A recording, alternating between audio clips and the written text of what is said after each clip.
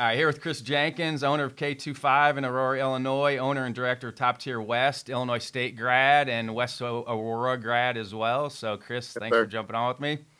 Absolutely. It's a pleasure. This is Yeah, awesome. you and I go way back because I did Yes, recruit you a sir. little bit, but you remind me that I should have offered you more money to go to the University of Iowa many times. Yes.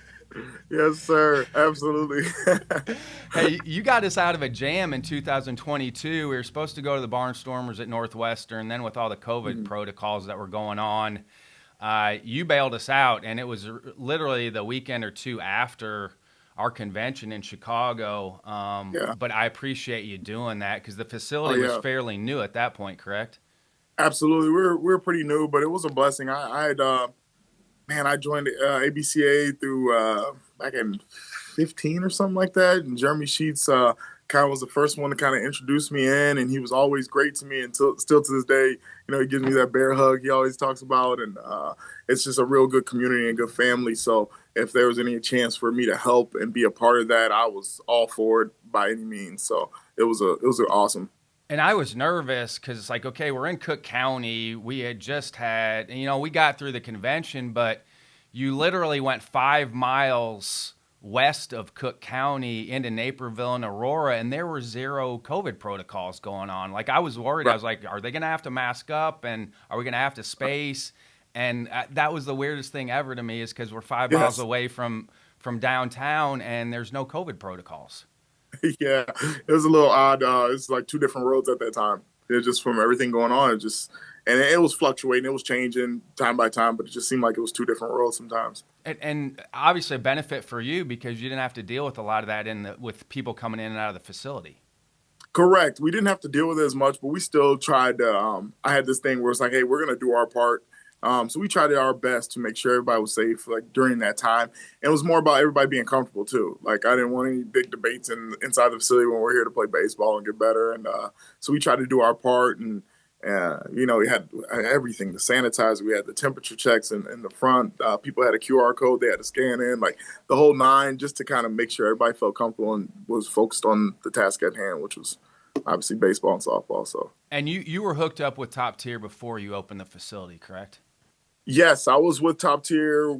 Was it 1 year before the facility? So I got linked in with them with Coach Seth Kinney. He was coaching with me at Illinois State when I was there. My time there, it's kind of funny. He was a pitching coach. I was not a pitcher, and so it was weird. Like usually you don't have much connection with him, but I always felt like I had a connection with him, even at Illinois State.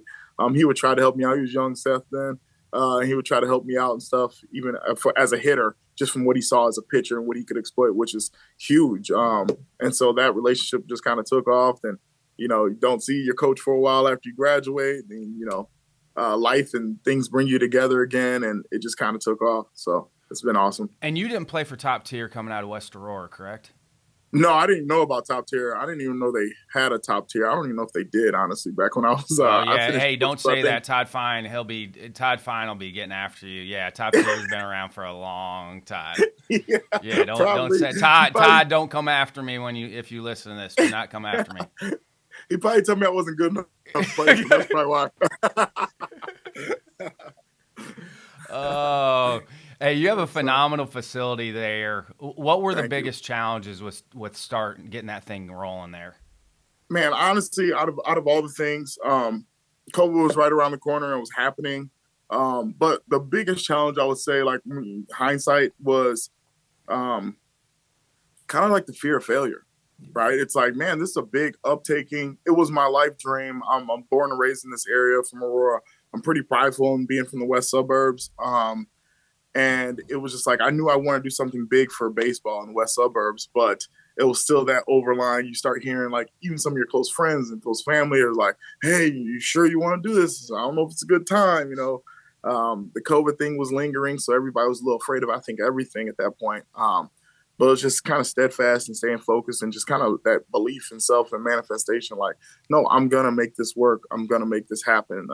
It wasn't super easy, that's for sure. But I mean, nothing really is if it's worth it. So I we made it love happen. where you're at too because you eliminate some of the traffic issues over in Yes. that area with where you're at. When I drove there, I drove from Naperville to your place. Yeah, I was like, this is a perfect spot because you don't yeah, deal with some of the traffic, some of that Naperville traffic. You're missing a lot of that traffic going to your place. absolutely. It's, I mean, right off the highway there.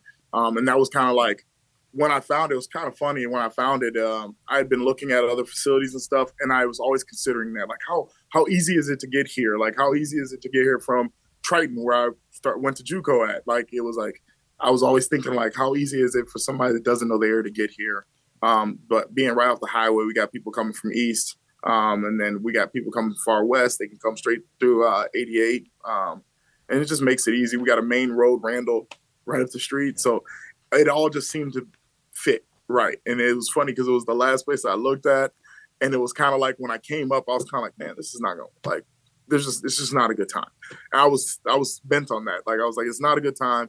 I'm gonna go check this out. I'm gonna try to stay open minded, but it's probably not gonna work out. And when I walked in, it was a old carpet storage, so it had rolls and rolls of carpet like stacked to the ceiling.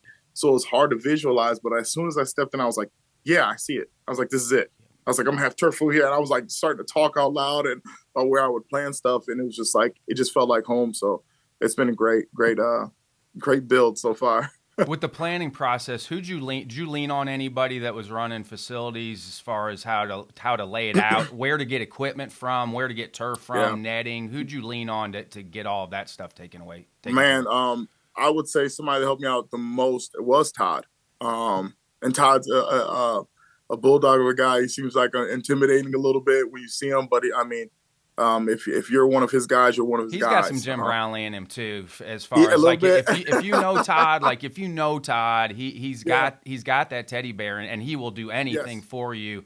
But if he Yes. doesn't, he's just not going to go out of his way. Like, Yes. yeah, And I think that's where me and him are kind of connect there. Like I'm very prideful about people in our like Todd would say, our foxhole, right? Like I want to know that you're on my team and you're with me, right? And we're going after this together, right? And so when I was building this, I knew it was a big uptaking, and I wanted to talk to somebody that's just better than me at all of this, right? And so I was well, like, yeah. Look at the I'm gonna, max. Look at that facility yeah, that Todd I mean, I'm has. gonna bother this guy and for 10 minutes and be like, hey, can you help me out here? Without asking for anything, just a general conversation. And he was able to help me out. It connected me with Chase Specialties out of Arizona to outfit it and stuff like that. And then I've reached out to other people that were running businesses and facilities similar, but I really leaned on people that I just felt like just flat out were ahead of me and better than me. Period. Hey, you're on base U, Rapsodo, Driveline Youth certified. Do you feel like if you Yeah. run a facility, you need to have some of these certifications? Yeah, I think you need to have some of the certifications so you understand it. I think the biggest thing was tech was booming. Like everybody had something with tech, right? And there's all of a sudden all these numbers and other jargon started coming into play in this world. And I thought in my head was like, you just need to know what it is. Like you need to know what it is and be able to speak to it. You don't need to be a savant at angles. Like you just need to kind of know what it is. And I prided myself on constantly being a learner. Like I always want to be in a position where I'm like, I say it's like kid like I always want to be a kid, which means I always want to be curious. Like I got a 4-year-old daughter and she asks 4,000 questions a day about just anything and everything. And it's like, if I can take that and instill that in what I'm focused in and constantly asking questions, constantly being curious about the process, then I'll get better as a coach and individual, and I'll be able to lead our youth better. So um, Do you I feel think like that piece helps. Rapsodo, because you didn't have a pitching background, do you feel like Rapsodo was the most beneficial out of those? Because you probably had feel for the movement piece on base Yeah. U, Mm-hmm. the youth, driveline youth. You were doing some of that stuff already. Do you feel like Rapsodo maybe was the most beneficial for you because you're trying to get a Yeah. feel for the pitching side of it? Yeah, honestly, I did feel like Rapsodo helped a ton. I kind of leaned on the pitching side with our pitching coach, which is Jared Liebeld. He went to Mississippi State. He's phenomenal, super curious too. And I kind of leaned on him like, hey, you take this certification, then let's bounce some ideas off. Let's talk about what things that are similar in our movement patterns and things that make sense, like how we can teach those. Because I try to stay away. I mean, if you're 12 and under, I'll deal with the pitcher a little bit, but I kind of stay in my lane a little bit. I know better. And you and I kind of reconnected at Top Tier's winter Yeah. camp. I hadn't Yes. seen you for a while, and then you Yeah. show up there, and for me, because I did know you in the recruiting process, when you told me you were Right. going to start working with youth kids, I was like, yes, because you have that personality that's going to mesh well with Yeah. youth kids, but you work collegiate on down. I mean, who's been your favorite out of that group to work with? Yikes. That's funny. That Or do you question's like all of popped them? up a lot. I do like all. I mean, I love all of them because I love this and I love that process.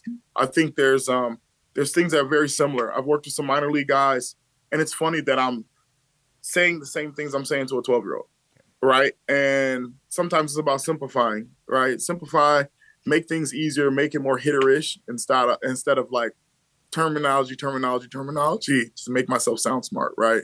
So in that it's I like them all, but I like them differently. You know, it's almost like having kids. Like you love them you love them equally, but you love them differently because they require different. Um, and that's kind of how I feel with that process. I'm actually moving into high school ball with my team that I've been bringing up, and I get a lot of that right now. It's like, which one do you like better? I will say this: not playing in April in the middle of the cold is awesome. I don't mind that at all. I don't miss that at all. But I am a little bored just sitting around waiting to play this June. So it'll be fun. And that is the key to a good drill, right? Like you can use Yeah. it with a pro player, you can use it Yeah. with a 9-year-old. That's the Yeah. simplicity of having a great drill is you can use it with every age group of baseball or softball player. Yes, absolutely. I think simplicity needs to come back. I think we kind of veered ourselves in this big time lingo. We're talking like researchers in this game, and it's like, hey man, the athlete just wants to hear like how can I get better like right now and more simplistic. I want to think. I always tell people like think like a hitter. I can say a bunch of terms to you. I'm gonna sound super smart, and you're not gonna know what I'm talking about. So it's like, hey, bring that back to something just simple and key that we can kind of go off of I've and looked stuff. through some of the minor league stuff that gets sent out from their scientists, their sports science guys, Yeah, and I'm like, it's crazy. it's speaking a different language, and Yes. I give the minor league player development guys a lot of credit because they can Yeah. take like it's PhD level information, and the Mm-hmm. terminology is not baseball terminology. I give those Correct. guys a lot of credit because they can look at what those guys are telling them and they can Yeah. filter it and dummy it down so a baseball player can actually understand what they're reading and looking at. 1,000%. It goes back to simple. It's like it's about connectivity. Can I connect to the player? That's my biggest. I feel like asset sometimes is I can connect to people a little bit. I'm really good with and involved in like the emergence movement guys. Love what they do. Rob Gray's awesome, but they get to a space, or we can get to a space where we're talking like research papers. And I'm sorry, athletes aren't trying to hear research papers when they're trying to figure out how to figure out 97 miles an hour. So I want to hear your theory. What are some other things that maybe have changed since you first started? Um, some things that changed for us personally is we've gone. I think we've gotten to a very simplistic model, especially when we're talking hitting. And hitting's one of those polarizing subjects, right? It's like if you agree with what I say, I'm awesome, and if you don't, then I'm an idiot, right? So we've gotten back to being very simplistic. When people ask me like a philosophy, I just say hitting's problem solving in motion, right? Every pitch is unique to itself. Every pitch presents a problem, and as hitters, we just want to solve that problem, right? And I Be on think it time and also get into a good position to hit from. on Like, time, be on athletic, time and adjustable. yes, That's it for do us. those Like three on time, things athletic, and adjustable, you got a chance. and you got a real shot, right? And within those things, there's some nuances that we discuss and stuff. But um, I think the biggest thing, I think where the game's really going to go to is like, hey, can we get over all this terminology and let's talk about swing decisions a little bit, right? And why are we swinging at certain pitches that we're swinging at? What are we looking for? And getting the player to really connect to that. What do I do well? What can I hit well? And what am I looking for, right? And sometimes those things, especially the youth, are two different things. They're looking for a pitch that they just do not hit well. But it's funny because you get into college kids and stuff like that, and when they're in survival mode, which I call is a very defensive way to hit, um, I say you're kind of not looking for anything. You're just hoping that something comes in your alleyway, right? And so Has I think social that's media had a lot to do with that? Because yes. kids are I seeing think so many different things, and yeah. I ask this question a lot: is it easier or harder to coach kids now with the amount of information that's readily Mhm. available? Whether it's good information or not, it's still readily Yeah. available for athletes and parents out there right now. Yeah, I think there's more information than it's ever been, especially for a youth player. Some may say it's less truth, too. So that's the fight we kind of fight with it. So I try to be I try to meet them where they are, right? Like if they like social media, I know our kids are on it, I'm gonna send them stuff from social media. Hey, follow these guys. Like, hey, you want to know a player's experience in college that coach can just step out of it?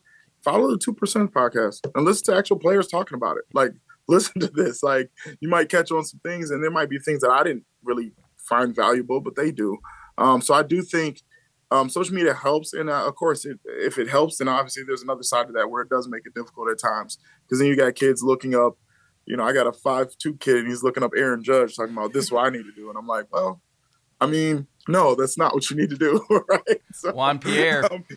Yeah, needs to look exactly. at Jamie Carroll. Tell him to dive into Jamie Carroll's swing. Right, There's some right. big league swings from Jamie Carroll. He's 5'9", 165 pounds. Yep. That Yep. I would show him. I would show our players his swing. Yeah, Very technical. absolutely. Was on time. Got Yep. down early because he limited bat speed. So he was an early foot guy in the big leagues because he had limited bat speed and made it work. Was very productive, but he couldn't do what the other guys were doing. He just wasn't that type of player. He was what college players looked like that end up making it and play 11 years when you're 5'9", 165 pounds. Yeah, right on. I think too with social media, the WBC was huge this year. To be able to send that out to the guys, and I think it's hard. In the States, at least, it's hard to talk energy in our sport and that fun, but competitive fun. And they get to see it live in the front. And I actually made it a point to go out there to Arizona and watch. And I mean, man, what was the thing that stuck out for you when you went out to watch? Passion and energy. Like, it's not even, those are the two, like, they play with so much passion and energy and pride about where they're from. And it could be a minor league guy, and he knows he's going to get some big league guys. But they just fit the mold to the fans, just having fun, making the game fun. And I think that connects. WBC to me connects more to our youth, and I think that's a way to get more people playing. Not it's that I'm more saying like that the college game. Yeah, the college game. It's like, more look like at the them. college game. Yes, and I can't stand sometimes. I think we get so tied to being old school, even though some of these really rowdy games were back in the day too. That we get so tired of being old school, we make up these rules where it's like, hey, it seems unfun for our youth, and they can go to a football game and it's rowdy and it's fun and it's energy, and they can go to a basketball game and they get the same thing, but in baseball now they got to be quiet. I mean, the old school guys, I want to ask, like, hey, is it okay for guys to chase guys around the field with a bat? I mean, right. Seriously, like, I mean, obviously you could hit guys back then. You saw guys chase guys around the field back then. Yes. Like, I mean, I want to ask the old school guys and I do feel like I'm a little bit of an old school guy, more from a teaching standpoint. I love where we're going with the game, but from a teaching standpoint, but I see things out of the old school guys that I'm like, that shouldn't be allowed. You shouldn't be allowed to chase the pitcher around the field after you hit a guy. Like, that shouldn't be a thing. Correct. Like, what was that famous that guy got pegged? He kicked the catcher and ran after the pitcher. It's like, what are we doing? Absolutely. So it's like those things. I think that's life, right? People pick what they want to see and say, hey, this is the good thing about confirmation bias. Yes, that's all it is. And I think it's like, hey, give some of the kids the full picture, the full scope. And that's why I kind of mentioned, I thought of that WBC, and I was like, man, this was an experience. Like, if I could, I would send any kid I could to that event just to see the difference and energy and passion. It's cool, man. It's a cool event. When did you get the call for the Aurora Boys Baseball Hall of Fame? I didn't even know there was such a thing. So I didn't either. Man, when was that? That was 2014, 15-ish. It was around the time where I was turning the page with Top Tier. But I got that call that I was going to be in the Hall of Fame. And I thought it weird, right? Because it's like, one, I could think of so many buddies that I had and other players I went against that were so much better than me. I mean, I just happen to, I guess, continue the work, right? The work that's out there for you. I continue the drive to get there, and I end up in college, right? And I say it's some hard work, it's some luck, it's some timing, right? And I end up getting there. But I thought about all the kids at the time. I'm like, I was probably like the fifth, sixth best on my team, man. Like I was middle of the road guy. You know, there's some guys better than me. But My it speaks to the 30th, hard my work. 30th high school reunion's coming up, and we're also celebrating our 30th anniversary of our state championship. But Juan Clark in the office, he goes, "Hey, are you in Memorial's High School Hall of Fame?" I'm like, I got no shot. When guys like Don Mattingly graduated from Yeah, your high school, I'm like, I am way down that list. It's belong with these probably going to guys. be Yeah. a moratorium where they'll honor me after I pass. I'm like, there are a Right, lot right, of right. dudes One that of came those out of my things. high school that were way better than me. Way Yes, better. and I mean, and I say that all the time, but I also use that as a lesson to the kids I coach.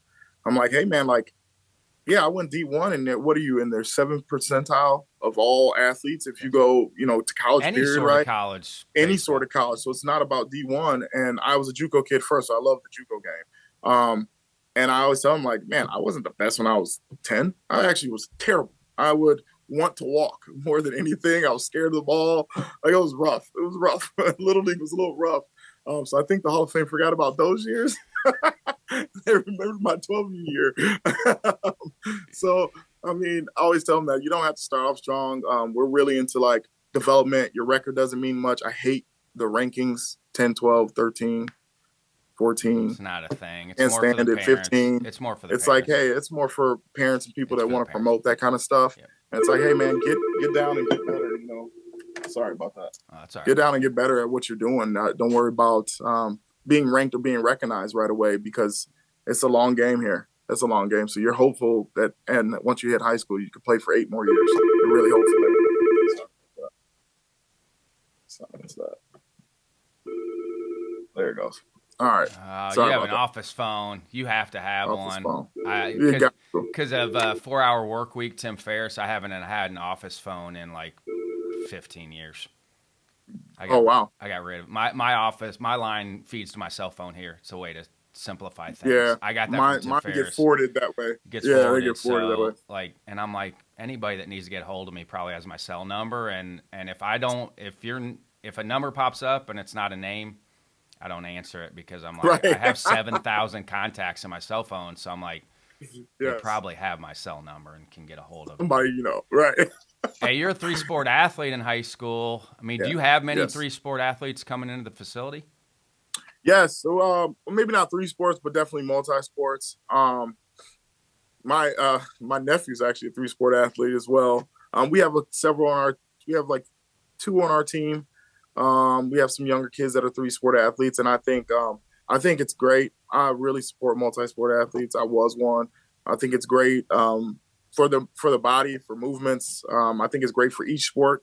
I Competition. do think it's harder than it's ever been though, just because I guess the It's a me's of the world, 12-month right? The facility. calendar for every Yes, sport. every sport is doing this now. Where before we'd have a little break time. Where I vividly remember, like, oh, we just got done with baseball. Cool, it was a championship game. I had like a week or two off. Just you're being a kid. That's when you're going to the pool and you're doing little kid stuff. And then I walked right into football, right? And when I was in high school, I remember doing my summers were crazy. I would do football camp in the morning, shoot over to basketball camp because West Rose basketball was off the chain at the time, and then I do baseball at night. And it got to a point where when in my head I was focused on basketball, I was focused on basketball. So I played more basketball in the summer. I didn't play much baseball in the summer. Then once I actually was told, I guess, that I had a shot in baseball, I started focusing on that more. So I think that's the hard part about being a multi-sport athlete is like you got to be a pretty freak athlete and pretty blessed athlete to play all three at a very high level and not need to necessarily focus on one of them. You got to be super athletic there. And I think some kids don't. They kind of get confused in that. And it becomes more of a social thing. Like, oh, I play three sports. I don't play one. Like, it's like, hey, man, why don't you focus on that one then or something? So You're that's below becomes average the at all three. yes, yes. Or are you just the jack of trades at all three? And I think too, all these kids have a goal of playing college, right? And they don't realize how tough that is. And then some kids are like, hey, I want to play two sports in college. It's like, hey, that's getting tougher too.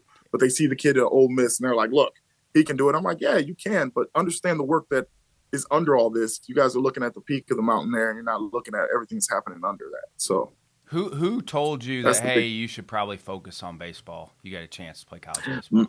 Man, won't forget it. St. Xavier College in Chicagoland area. Um, Durst brothers, The Durst Nathan brothers, Durst. White I Sox, ran a probably a 60-yard dash. area code tryout, probably. Yeah, no, it wasn't area code. I think it was just like back in the day, the MLB scouting bureau tryouts. Yep. And I didn't want to go in the morning. My mom made breakfast though, so I had this rule: like if your mom makes food, you get up and eat it. At least take a bite of it, try something. Like don't just leave it hanging there. So I got up, ate, and then she's like, "You're up now. You might as well go." I'm like, MLB I'm from West Aurora, MLB scouting bureau. Okay. All right. Well, I'm up. You're right. I go out there and I ran a 60-yard dash and I lost. And I thought that's what it was about. That's how like green I was. I lost the race and that was the first race I had lost in a long, long time. So I was like, oh, wow, I am cut. Like this is over.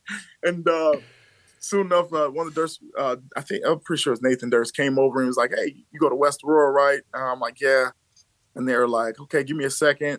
I was kind of like, he's about to send me a little like nice little card and tell me to go home. Comes back and he says, hey man, I realize you play multiple sports. And he's like, you're pretty good at them all, right? And I'm like, yeah, I feel like I'm pretty good. And he goes, well, give baseball a shot. You might want to give baseball a chance. He's like, I'm not saying quit any of them or anything, but give baseball a chance. And it was like one of those kind of like moments where you're like, why would he say this? He doesn't need to say this to me. And I just lost the race, right? So he didn't need to say that to me, but I really took that serious. I was like, man, this guy can't just be telling me something. He doesn't know me, doesn't owe me this. So I gave baseball a shot, and that led me to go to Triton out of high school. And I signed a letter for the draft for the Marlins back when they had draft and follow. So I went from there to Triton and landed at Illinois State. So that part, just taking that little advice and that little book, that little push, really boosted me. And like I really feel like it changed my life. Who's the Marlin scout that drafted you? It was oh my God, I just lost his name. I see him all the time. Scott Engler. There it is. I saw him in Cary. He's with the Texans, I believe. He's with the Rangers. Yeah. He has an interesting job because he does amateur scouting until like the pro season starts, and then he does pro coverage. So he's kind of a blended position, which is really unique. Yeah, I saw him in Cary last year, and I had not seen Scott in probably 15 or 20 years. It had been a long time since I saw him. So he has a blended position. I run into him every now and then. Yeah, I run into him every now and then. And hey, he'll mention like to people like, it was Kris Jenkins, I almost drafted that guy. I'm like, why didn't you draft me then? No, so Scott, if you're out there, no playing. But no, that part was it was awesome. It was one of those things I shared this with our boys too. They announced the day he came into our dugout, they announced all conference and all and I didn't get it in high school. I didn't get all conference. I was shocked a little bit. I was a little upset about it for a half a second. Then he comes walking in. This guy, he's Scott's a big dude. He comes walking. He's like, "Can I see Kris Jenkins?" And I'm like, "What did I do? I'm pretty sure I haven't done anything." And takes me out. I remember filling out this packet of information that I probably for sure should have called my mom or dad on and say, "Hey, should I be signing this?" I didn't care. I just started signing. Scouts are good at that, man. Scouts are really good at that. Yep. Signing There's everything. a reason they did all that. They get guys to sign for a cup of coffee. That's what scouts are for. They're really good at it. So I did that. I remember that day, and I just used that as an example of being like, hey, man, all conference, all air, that stuff's great, but did it really matter? Did it really matter? So what'd you learn in the Texas Collegiate League? There's a big world out there. There's a big road out there is what I learned. And I learned about the Texas Heat my first day in. I was out there, you have this mindset. I got to hustle. I want to show myself, prove myself. So first practice, I'll never forget this. Coach Matlock, Dave Matlock. I believe he's still coaching in college ball. But I'm out there. I'm running after. My speed was my thing. So I'm chasing down fly balls all over the place. And he screams out to me. He says, "Hey, Chicago, you might want to slow it down a little bit. It's a little different here." And I'm like, "Oh, I'm good, coach. Like, I got like my mother's side's from Louisiana. I'm like, I'm good. I'm from the South almost, right?" And I'm running around and I kind of get dizzy. I'm like, what? This has never happened. And he says, "Hey, Chicago, won't you come in and get some water, man? It's like 105 outside, and I'm running around all crazy. Well, you So, also had come from playing for Tim and Jim Brownlee, where if you didn't yes, hustle, you were gonna yes, get rid in the riot act. Like if you didn't sprint at practice, yes, like that had been ingrained in you. yes. Like this is how you go about practice, and this is how you go One about games. 1,000%. That had been ingrained in me, not only with Tim and Jim, but Coach Bob Simmons with Triton. It was like I wish you would walk, like, and I still hold that to this day. When you're in the green, you don't walk. But I went down there in Texas.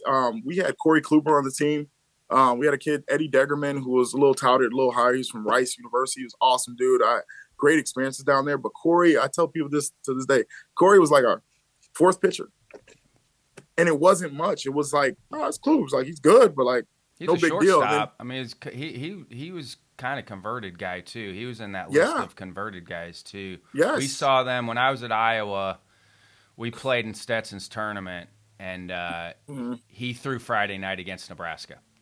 So we Yeah, didn't play Nebraska and Stetson. I can't remember. I think we played Maine on that okay. Friday, but it was a 4-team tournament. But yeah, Kluber threw against Nebraska that Friday night. Yeah. And he was, and then fast forward a couple years later, it's like, wow, this dude's a Cy Young winner. Like, amazing. And I use those little stories to kind of influence our youth and our kids and anybody I'm around. Like, hey, man, it's not where you start.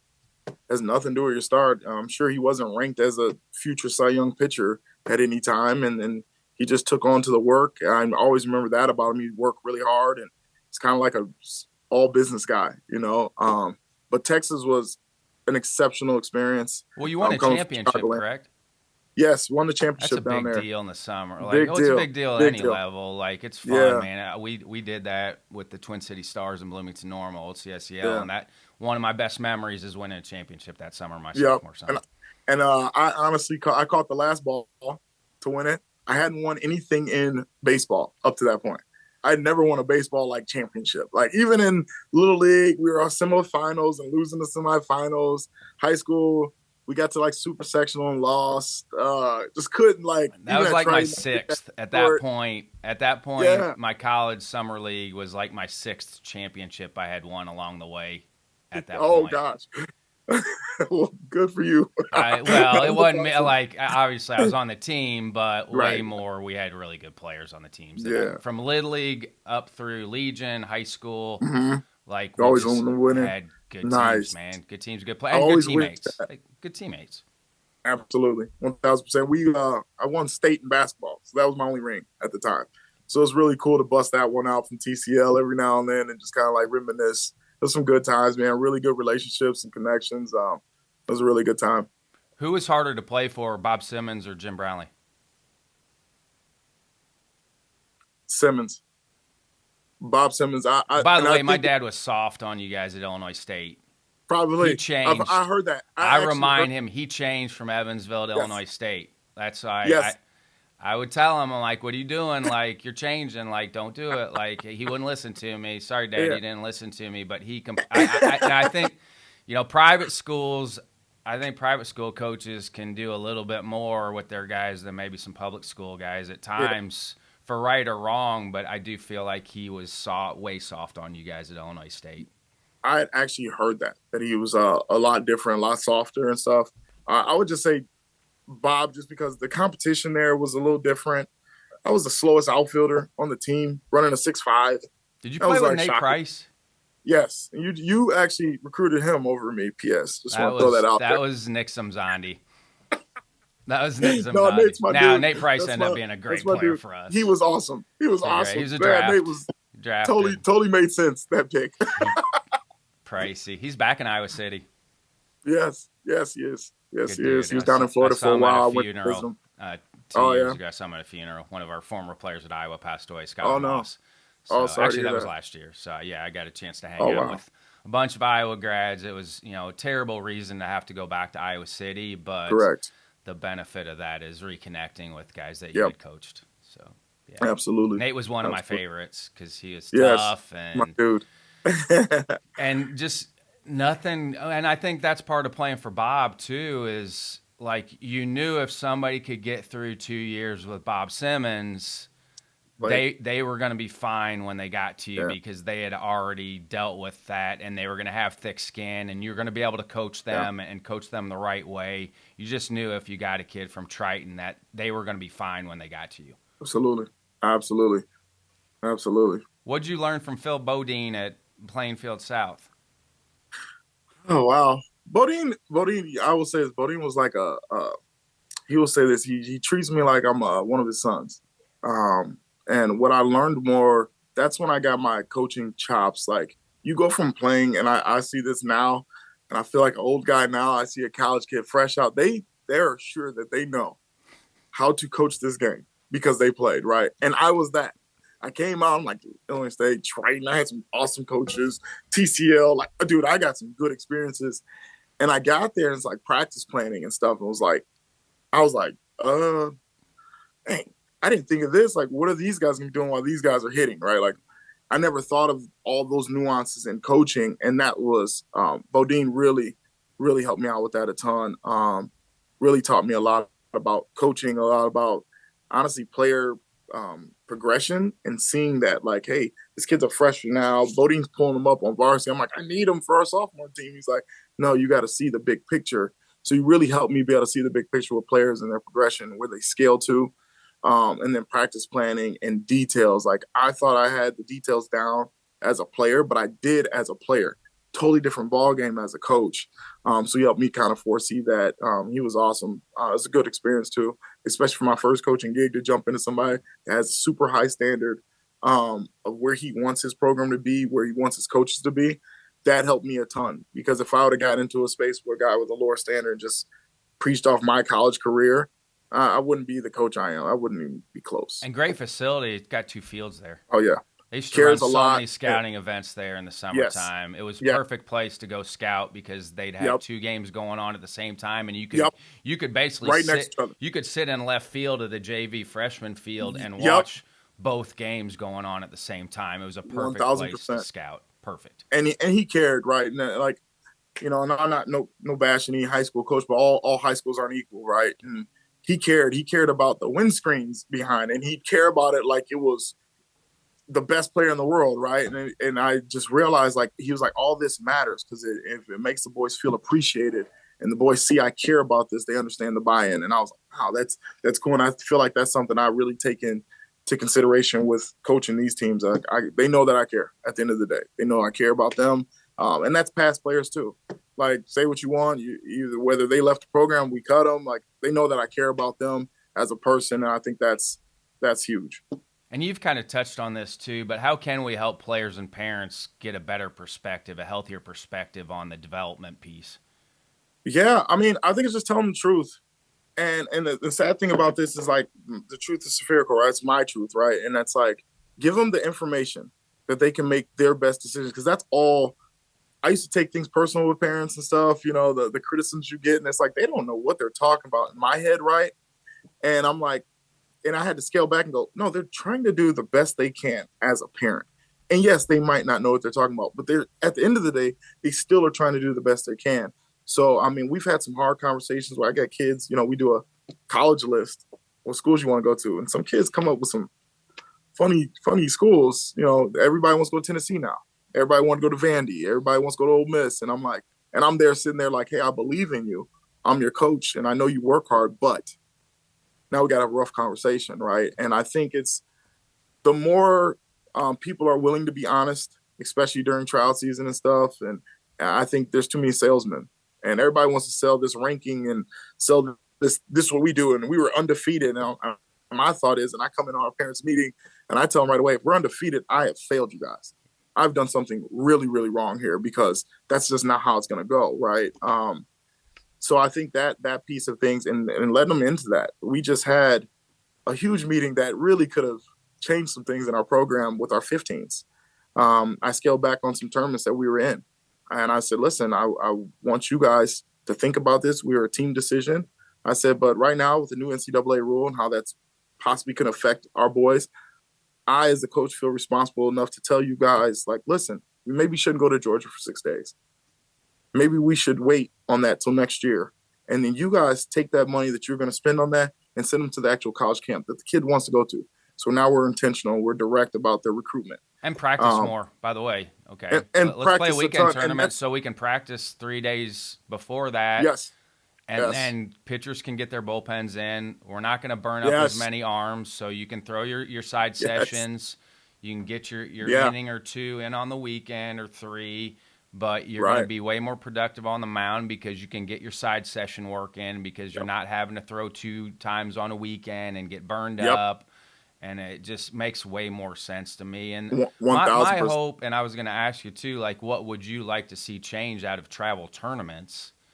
My hope is that we can get to where you're building up to an end of season championship, and you're going to play for an end Mm-hmm. of season championship, just like they do in high school, just like they do in Yeah, college, just like they do in mm-hmm. professional baseball, where you're Mm-hmm. building up to an end of a season thing, and that way development is more important early in the year, and you're building to something, just like you're doing at every other competitive level that they're going to get Yeah, to when they're 17, 18, 19, 20, yes, 21, if they're still able to keep playing baseball.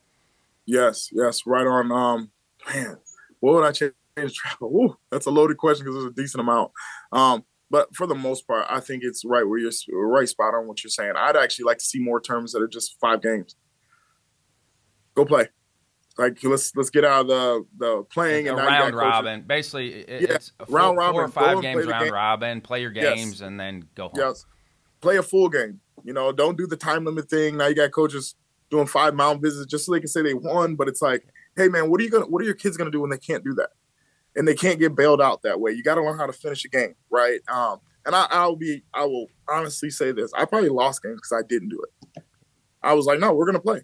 Oh, you only got 20 minutes left. You could probably no, we're gonna play. And if these boys melt down right now, then that's what's gonna happen. And I always say that, like, if we lose, we lose. It's part of it. And I honestly think like you're saying, practice more. We always practice traditionally 2 times a week, and that's a lot for travel. Like people look at that like that's a lot for travel. Then now we see as they go into high school, it's like, hey, welcome. It's 5 days a week now, 5, 6 days a week. Can you handle this? And you start seeing those players that didn't do that, not used to it, or here goes the spike in injuries because now they don't have an arm care program. They don't know how to take care of their arms. And that's something that I think I can happily say, like, I'm pretty blessed about right now. Our 15s came into high school. Most of them are playing up, not because they're just so automatically great, just because they were prepared for high school, right? And even the ones like we've cut kids and they're playing up. And it's like, I'm so proud of those kids because it's like, I knew you were going to be ready. You were going to be ready. Like, whether you can play here and you're going to play a lot on this team or not, you're going to be ready. And I think that's what coaches need to turn their minds to, and even tournaments need to turn their minds to. Get off the rankings and the low hanging fruit of just making up just almost arbitrary rankings just to say you rank somebody, and actually put together a format, like you said, where it's like, hey, we're going to wait till midseason to rank anybody. Yes. And then we're going to go from there and kind of make a playoff kind of scheme and do something like that. And But just let's like not jump college, the gun. I mean, they don't. Yes, absolutely. The RPI doesn't come out basically the first 3 or 4 weeks of the college season. The Mm-hmm. official RPI doesn't come out until after like a month of the college season starting Right, to right. give them a chance to play a little bit. Absolutely. And the more we can get in development, I think you'll start seeing kids with a little more pride playing and not just kind of hopping everywhere they can. This somebody says they're going to start. So How are I you think that's communicating with your parents and your players during the year? What we use technology are you? sports engine. We use technology. They know they can call me. I get parents calling me during the high school season. I love it, man. I think it says a lot about how they feel about you. If they can call you and say, hey, my son's, man, I saw him on the mound the other day, and not just like the dad being hard. It's like more like, hey, his confidence seems a little shot. Like, coach, can you shoot him a call because I know he's going to listen to you. I got a player has some arm issues, but he wants to play. And he's trying to prove to the coach that he's going to be a guy, like he's going to be a dude. And I had to have a tough conversation with him, like, hey, do you want to play this year or for the next 4? Or just this year only? And it's like, to be able to call them and, the parents call me and I can call the kid or whatever the case may be, it's very special to me. I take that very serious. What other coaches do you have in the facility? You mentioned your pitching guy. What other coaches are in the facility with you? Yeah, so we have a kid, Nick Baldessano, AU, Royal University guy, infield specialist that we use. We have a coach Peyton Lundberg. She's out of DePaul, pitching coach.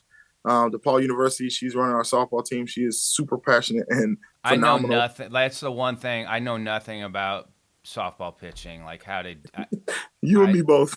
know nothing about it. I know it looks She does it great. all. They can Yeah. manipulate the ball well. Like I know it looks Yes. awesome, but like I'm like I can't. I could never take anybody step by step how to do a softball Facts. pitching. If I stay away from it. She's Rapsodo certified too. Um, we have Coach MJ Munoz. He's more of he's turning into more of a strength coordinator. You've actually met MJ, Yeah. and he actually just got an awesome opportunity. He's done went down to FAU for the summer to do an internship down there. And I Tell him to go, save man. his money. Boca Raton is expensive. Yes, Holy I know. cow! He's on campus Save your up there, so I dollars, think he's gonna be all MJ. right. Save, put Yes, your sir. pennies away because it's Save it expensive. up. I know Chicago's expensive, but not like Yeah, Boca that's a Raton. different ball game. Yeah, then we got Coach Angel Sanchez, Coach Nathan Segura. He's a catching guy. We were really lucky to have Billy Corrigan as part of our staff this year. He's cross checker for the Twins organization. And then I say our outside coaches are Eric Tyson, coordinator for Brewers, hitting coordinator for Brewers, is a great friend of mine. He comes like 3 times a year. If he could come more, he would. But they're obviously on the road a lot. Then we have Coach Julius Gaines out of Ground Up, does phenomenal work out at Atlanta, and I'm trying my best to get him to like it up here and just stay up here. He's trying his best to get me to move down to Georgia, which I am makes sense never and it going sounds good. back to that weather. Yeah, I love my exactly. people in the Midwest, but I'm never going back to You're that good. weather. I'm good. I've shoveled enough snow in my life. Done it. Hey, Yeah. what have So, been your thoughts about the ABCA diversity meeting that we have during the convention? whew, it's it's a good start to things. It's a good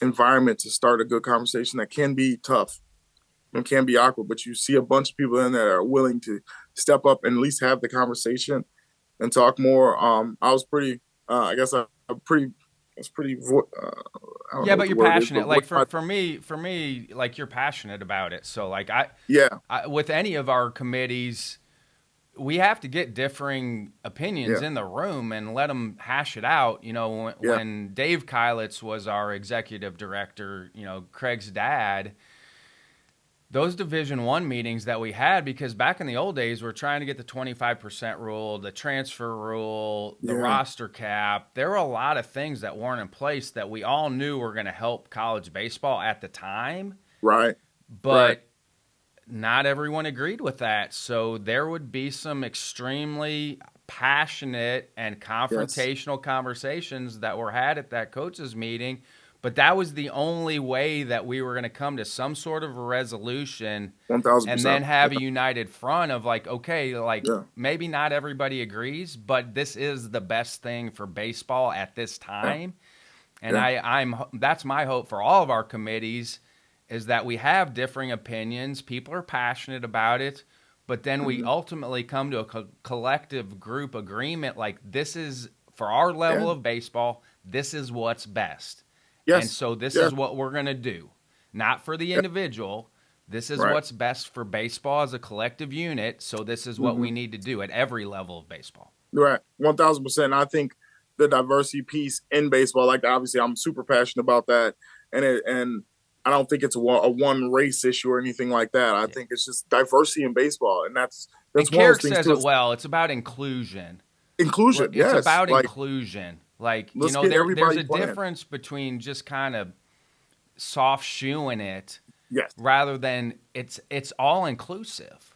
yes, Like and this and it's a everybody's comfortable because yeah, it's a everybody kid's feels game. seen, everybody feels comfortable, and we have inclusion where it doesn't matter Right, what you look like, male, female, black, brown, white, right. gay, straight, doesn't Yeah, matter. It's inclusive to everybody and everybody feels seen and comfortable.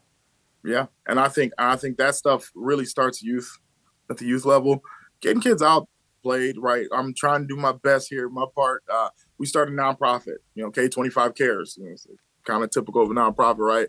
And my thought was to get kids that haven't played. Like during the day, I work at a school district that's super diverse, East Rural School District, and I see kids all the time in those hallways. I'm like, man, dude, gosh, you're quick, you're athletic, is all heck. have you ever thought about baseball? No, I've never. No one's ever showed me how to play. Man, and I'm telling them, come to my facility. Come the first time free, whatever. Just come out and experience this game that's done so much for my life. And I think we all, the more united we get on this thing, the better it's going to get. I think, I keep going back to this, I guess, today.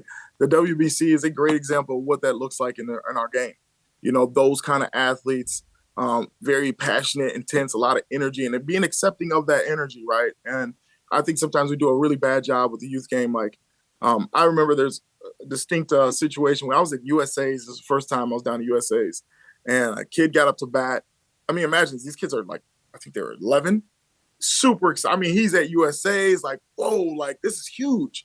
And gets down there, he had a chain on, similar to this one, like chain on. And as soon as he gets to the bat, wait, stop, take the chain off, take the wristband off, take all this off. You do that when you get to the pros.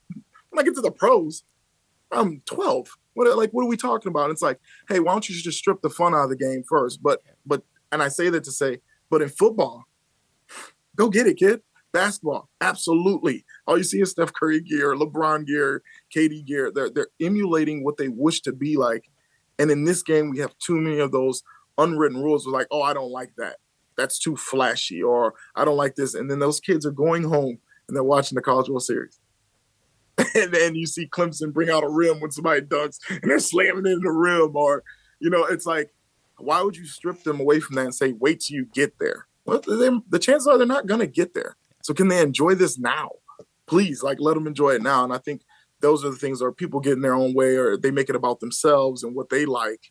And it's like, hey, man, let the kids be kids. I'm all for it. I tell our kids, you hit a home run, go ahead. Just don't be disrespectful to the other team. Understand that there's a line there, right? And then when the team does it against us, I'm like, hey, man, hey, tip your cap. Jim Brownlee, if you don't like it, play better. Yes. If you don't like it, pitch better. Yes. You didn't like it, you might want to do something next time for it's another one. And I think that's huge in our game. So, that's the energy I like to create on our teams, is like, have a lot of fun, be scrappy, be a little chippy, just don't be disrespectful to the game. Respect your parents, respect the game, and play for yourself, then play for your teammates. And I think that needs to be the overall view on this game, not, hey, take off this wristband, which has an MLB logo on it. It's like, the wristband has nothing to do with the kids play. Like, let them just play.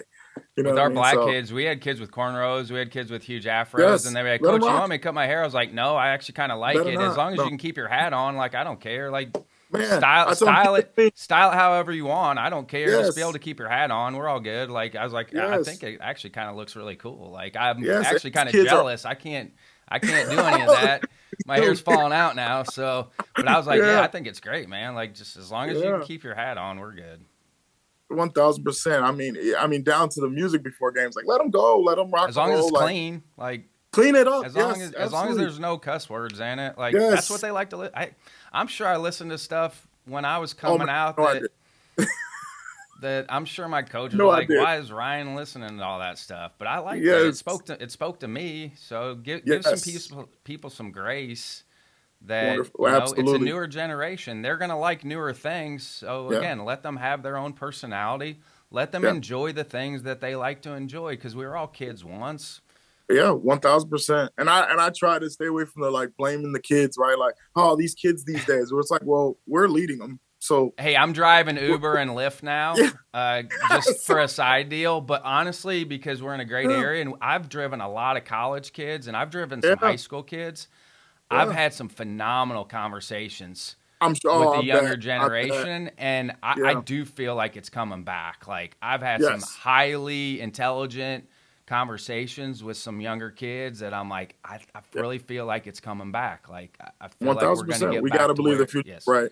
Yep. Absolutely. Yep. I'm trying to change the world one Uber Lyft drive at a time. I'm trying to change it as a 48-year-old white man, because you can kind of see it. I'll pick up a minority, and I'm sure they're like, "Oh man, look at this old white dude that's picking me up." Some flavor to you, but then I'll ask questions, and then they're like, "Oh, he's okay." And so it's like, okay, I'm changing the world one car ride at a time. Yes, sir. And I think we need to do that in our game, right? Like, just bring it back to having kids' game. Let the kids do what they want. Let them lead the charge in our game. Let them lead the charge in our game. So our teams have a lot of fun when they play. I love to face teams that do. as well. White Sox Aces are, I mean, like they're nuts to play. It's awesome. I love it. I love everything about it. Even to top tier, McCook and the other top tiers, it's awesome to play against them and have that energy and kind of have that fight and grit to it because it's refreshing in this game. I hate a quiet game. I can't stand it. I'm I like, what are can't we doing? either. Playing I tennis could or no. what? Like, what are we doing? Yep. So, yeah, so I'm all for it. Do you have a fail forward moment? Do you have something you thought was going to set you back, but looking back now, it actually kind of helped you push forward? Oh man, I'll fail forward more. I have several fail forward moments. But one is honestly the facility. My first year in, you build it right, and you're like, man, like I did it right. Like okay, now I just got to take care of it. I got to do the right things, treat people nice, right. And that first year was tough, really tough for me. The summer came, so if you run a facility, everybody knows how the summer is. And scaling stuff I was pretty green with, right? And to this day, I have so much to learn about business and all this, right? And even being a coach, and it was what I realized is my time was I was stretching myself too thin where I'm trying to do so much and not delegate. So I didn't necessarily. I mean, I failed in being like, hey, I was really struggling. I was scared about, hey man, hopefully I go in there and the lights are on, right? And it's like things of that nature hit you, and then it's like, hey, is this kind of spill into the way I'm coaching? Am I a little more short tempered now because it's like, what are you guys doing? But it has nothing to do with them, right? And then you go home and you got to be dad, right? It's like, hey, and I kind of sat back. It's probably like late July. I sat back and I was like, wait up, wait up. I'm trying to do 1,000 things. I'm doing none of them good. I need to lean on some help. Started calling back mentors and stuff. Being able to talk to people. Seth is awesome because Seth can be so diplomatic, right? And but he gives you a He good is answer. Switzerland. He really But is. Seth but he is gives you a Switzerland. good answer. But he gives you an answer that you still got to think about because he gives you options to that, right? Todd is awesome too in that. So my friends, Jay Molina is great with it. Tyson is awesome where he's like, hey, you can do this, you can do this, like. And it was more of like, hey, you're pushing through this thing, and we all knew this was coming. Now it's about the work behind it. Now it's about the recovery piece, and that was just one summer. But I feel like I've failed so many times, and I always tell kids like, "Hey, man, if you're gonna fall, if you're gonna fall, fall forward. If you can't fall forward, fall on your back. Why? Because you're at least looking up. So if you can look up, you can get up, right? So, There's so much trial and error, and I think people oh back man, off that piece because yeah, they're so worried. It's an ego thing. They're so worried about the yes, perception if I don't yes, do well, and then they don't realize like everybody's had a lot of trial and error to get to that point. And if you don't have that trial and error, you're never going to grow. You will never grow. 1,000%, You will one never thousand grow. percent. I remember honestly, like the game itself. I started coaching basketball again after my years at Triton because I was bitter with baseball. I failed, right? I didn't get drafted, and to me, I failed. I was like, no, I should have got drafted. I had the tools. You screwed it up. I failed, right? And so, and I've used this. I've told our kids, been vulnerable enough to tell our kids this story. I said, I failed, and I got to senior year, had a rough month and a half, and that's pretty much over for college. Yes. And so, finish. I did get drafted. There's some other kids I saw getting drafted. And I was upset with that. Like, this kid can't touch me. Like, right? And I got home. I got bitter. I started, pointing the finger at everything else in the world that wasn't right with my situation. And then one day I just kind of looked in the mirror like, you need to shut the hell up. Like, you need to stop this. Like, there's some things you could have done too. You are a part of that failure. You're Extreme in that, ownership. I right? love it. Like Yes. And I've said it a it's lot. smack you in the I think face. the universe opens up to you Yep. when you finally take extreme ownership and you take responsibility for everything that's happened to Yeah. you. Whether you Yes. agree with it or not, I think when you Yes. finally take responsibility, like I'm in this position because of me, not because of anybody Yeah. else. Yes. I've had 98% of the situation that I'm in is because of the decisions that I've made and the habits that I've built. And when Yep. people finally do that and really do look in the mirror and are honest with where they're at, I think the Yeah. world just opens up for people when they One finally make thousand that percent. decision. 1,000%. I always say failure and success are usually both gradual. Yes. They're usually both gradual. Like if I'm failing, you start to see people kind of slowly. Okay, you're not doing this. I tell our kids at Illinois State I used to hit at like 11 o'clock at night. Before I'd go out, I'd hit. By senior year, that like slowly stopped. stop doing it. I'm gonna hurry up, go out. I got to shower. You come up with all this stuff, right, that you need to do. And it wasn't until I said like, no, dude, you stopped doing that. You stopped the process. You found reasons not to go to the facility. You had everything that you needed, whether it was the perfect place or not, whatever. We had everything that you needed at the time to be as successful as I wanted to be. You made some choices though that didn't help you out, or didn't help your case. And once I got there, it was easier to just kind of say, you know what, I love baseball. I don't know why I'm mad at baseball. Like baseball's gonna stop because Kris is Never mad. stops. Like, Told our players that all the time. I'm like, hey, I know you think the game's going to stop when you're done playing. It's not. It's been around it's since the not. 1800s. This train is going to keep rolling. It's going, Hey, I baby. learned self-discipline the summer I played in Bloomington Normal. I played there 2 summers. So my sophomore summer, I always had a little bit in me, but that summer was great for me because I worked for an engineering company. I had to be there at 6:30 in the morning. So Yeah. I would work from 6:30 to noon, go home, eat lunch, go to the ballpark. Then I found a place, a weight room that was open. It was a meathead weight room. So there's these guys on steroids. Like it was the typical like Yeah. Gold's Gym, but it was Yes. open till midnight. So I would get done playing. I would go home, change, throw my stuff in my uniform in the wash because we did our own wash. Go to Mm-hmm. that facility, come back, eat, go to bed, and do it all over again. And obviously, we had guys from Illinois State on our team, guys from Illinois Wesleyan on our Yeah. team. So the Right on. partying was readily available that summer. Yep. And Yep. because I had to be at work at 6:30 in the morning, and Duffy Bass, who is on the field, he's Sir. passed away now. My dad played for. He Sir. was our GM. I was like, I can't screw this up because Yeah. I don't want to embarrass my dad. Like it's his ex-college coach who was really hard. Duffy was a really hard human being to be around. Mm-hmm. Plus, I didn't want to get yelled at by Duffy, but like that helped me develop uh, my self-discipline. Yeah. Where it would have been 1,000%. easy to just check out, but I got a lot stronger. I found creatine that summer, and I put on about 15, 20 pounds of muscle that summer. Oof. My dad Okay. asked me if I was on steroids at the end of the Yeah. summer. Look at that. I was Because saying. no cell phones. Like, I probably talked to my parents once that whole summer. Right. Right. And I saw Yeah. my dad. He was like, "Are you on steroids?" I'm like, "No," but I found creatine, and it's helped me get through the summer. Right on. I think mine was in Texas.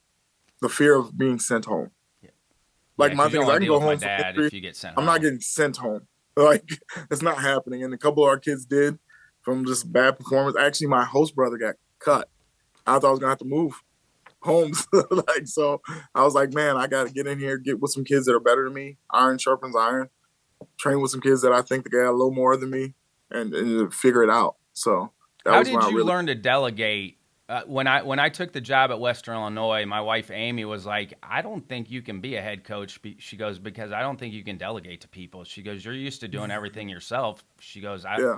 and that was a hard thing when I first got to Western. It was like Yeah. I got so used to doing everything as a recruiting coordinator and assistant. Right. That was a hard transition for me of giving other people responsibilities. But I think part of that is people have to earn that responsibility too. Absolutely. Like I don't think you just hand things to people. Correct. I think they have to prove that they're going to be able to handle those responsibilities, and I think that's Right. part of being a good assistant too, is earning some more responsibilities. And, you talked about it. I think 1,000%. everybody thinks they're owed something. You're not owed anything. Nothing. The Right. work that you put in, and you do jobs that nobody else wants to do as an assistant, and you take stuff off your head coach's plate and on the things that he doesn't want to do, I think you Yep. start to earn some of those responsibilities as an Yep. assistant. So that was the toughest thing for me, Yeah. was being able to delegate. Because again, Yeah. you have to take stuff off your plate. You're going to get burned out. Like Yes. your production's going to go way down once you start to get burned. Yes. I learned by simple. I failed. I failed a ton, and I realized like I'm trying to be 2 places at once frequently. I'm trying to do 5 things at once frequently.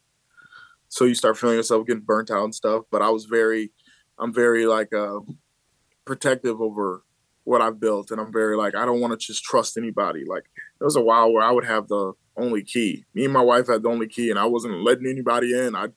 They had a lesson. I drive over here to let them in. And it's like, dude, just let them in. Like get them a code and get them in, right? And it was just not efficient. Not only for business, just for life, right? And so once you go through that and you fail a decent amount, it's like, hey, you either gonna, it's like being in the box.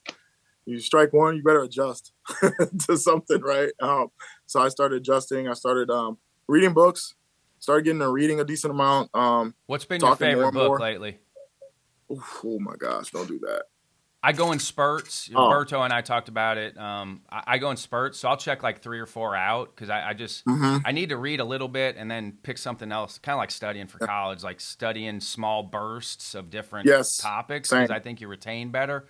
I just Yes, got outlived by Dr. Peter Attia. He's big on social now. I'll live. It's big. It's like a college textbook almost, but he was Okay. a medical doctor that got out of the medical field because he was tired of the way patients were being treated. So Mm-hmm. he started to study longevity. So he's got some great Oh info in wow. there. I'm like a chapter in, but you just get the sense of reading it that it's like, okay, this is going to be really good. I'm just finishing up Discipline is Destiny by Ryan Holiday. I love Ryan Holiday's Cool. books. Obstacle is the Way is phenomenal. Ego is the Enemy is phenomenal. And then That's good. Psychology of Money. It's my Yeah, favorite yeah. finance book because Yes. I've read it twice. I'll probably go back to that book maybe every 2 or 3 years just to retouch because the Mm-hmm. great thing about Psychology of Money is it talks about every person's situation is different, so it's really Yeah. hard to take financial advice from other people One thousand because percent. when you're born is way different on your financial decisions. If you're born in a recession, your Yep. financial how you invest is going to be different. So Yeah. so I really like that book because it talks about taking your ownership of your own personal finance. And yes, you Yeah. can take info from certain people on things, and I've leaned a lot on my mom and dad over the years on the finance piece and the Yeah. retirement piece. And luckily, my Yeah. parents were involved with putting money away when I was growing up. So I did that. Even when I was making no money at Evansville, I was bartending. I was putting $25 a month in a TIA-CREF account. If Mm. you work in education, you can get a free Yeah. TIA-CREF account.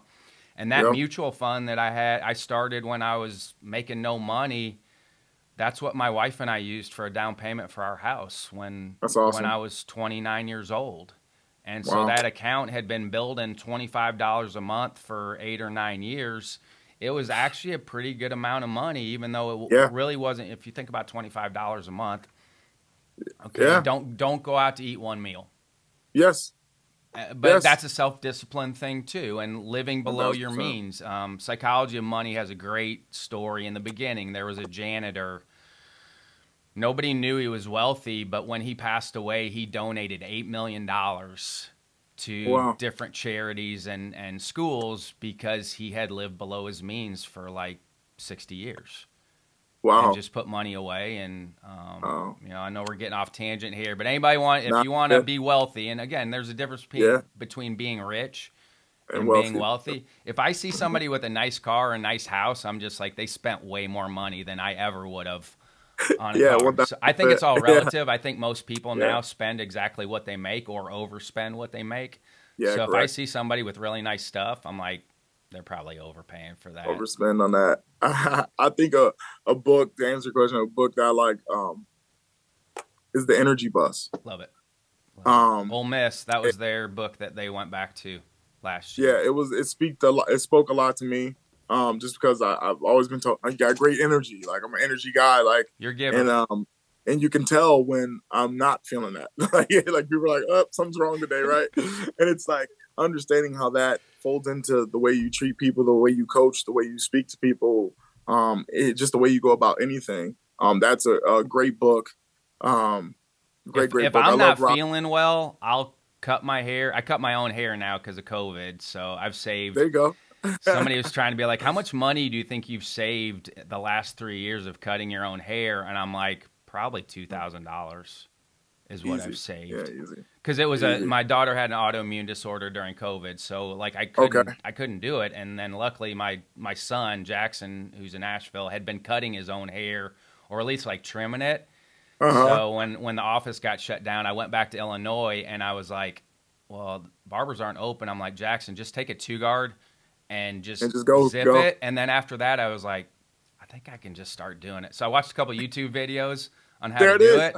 And so yeah, it's been 3 Yeah. years. Get yourself a 3 tutorial. years Yeah. of it. YouTube's the 1000%. best. You can learn. This is the greatest time Anything. to be a person because you can learn Yes. anything for free. I 1000%. drove a I drove a woman this morning. She did not speak any English, Okay. and so I did take Spanish in high school. But I was trying to but in the back of my mind, I was like, I think through Uber and Lyft you can do a second language for free. I'm Mhm. gonna dive in on probably Duolingo or Babbel Yeah. and learn Spanish because I know I'm probably gonna pick people up now that don't speak English.